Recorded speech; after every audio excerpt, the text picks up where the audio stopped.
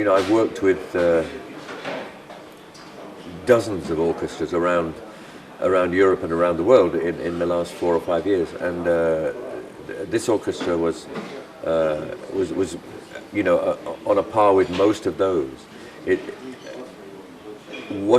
I just find differences in I just find differences in attitude, you know, to music in different parts of the world. For example, here at the rehearsal process, everybody was happy. You know, everybody was like a little bit, you know, easygoing is the English word. You know, and yet when we got to the evening concert last night, everybody was focused and there it was everything I could have asked for. It was terrific.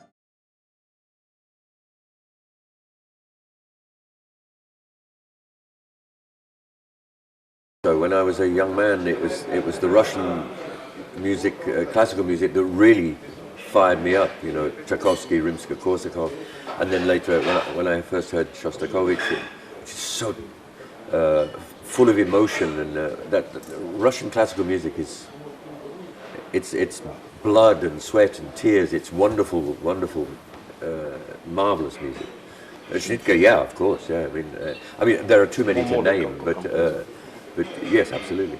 And I met a wonderful woman composer, Gulbaidina, is it? Gubaidulina. Yeah, Dulina, that's right, yeah. I met her... She's famous here. Yes, I met her in London a couple of years ago. Lovely woman, and she writes wonderful music. It only seems to me that for a while rock music lost its way. After the 80s maybe, or during the 80s, it lost its identity. It seems to me in the 2000s that rock music is performance rock music is coming back.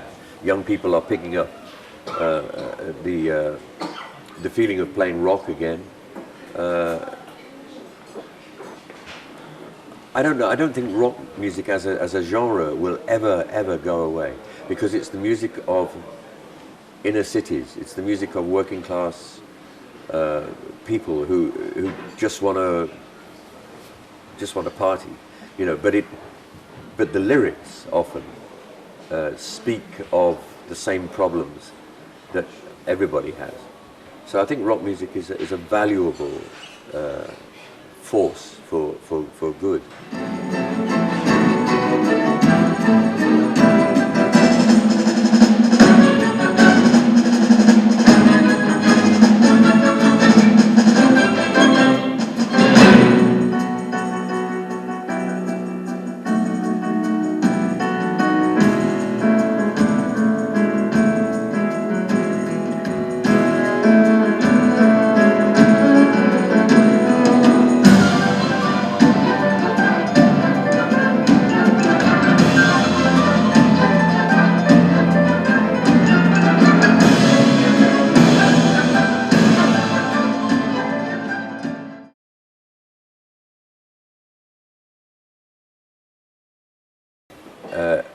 want to be modest. I don't want to be, like, it's because we're such a great band, There's a German word, Zeitgeist, which means the spirit of the time. And I think what Deep Purple achieved in the 70s, the early 70s, and then hopefully continued later, was to understand the zeitgeist, was to understand the spirit of the time that we were in.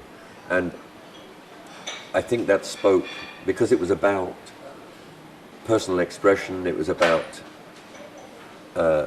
pure joy, it was about understanding emotion and putting it into rock music and making it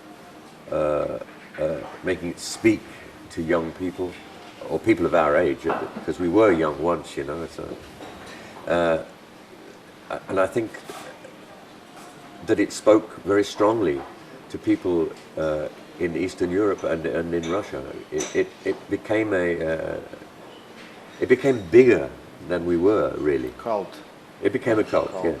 And I think partly, if I may say, because we couldn't come here. So we were seen from a distance and understood from a distance. And because we were never able to come here and say and shake your hand and touch you and embrace you and sign your autographs, we were a distant thing, and it maybe pushed the understanding of the band beyond what we really were, which was a rock band.